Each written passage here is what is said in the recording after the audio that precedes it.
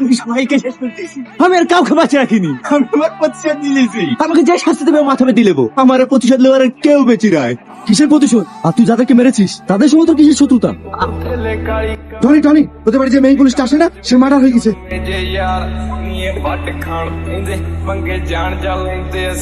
এই ল্যাপটপে সবকিছু থাকে, কোন কোন গ্যাংকে আগে ফিনিশ করেছি, কোন গ্যাংয়ের বিরুদ্ধে তদন্ত করছি, কে আমার শত্রু, সবই এই ল্যাপটপে থাকে।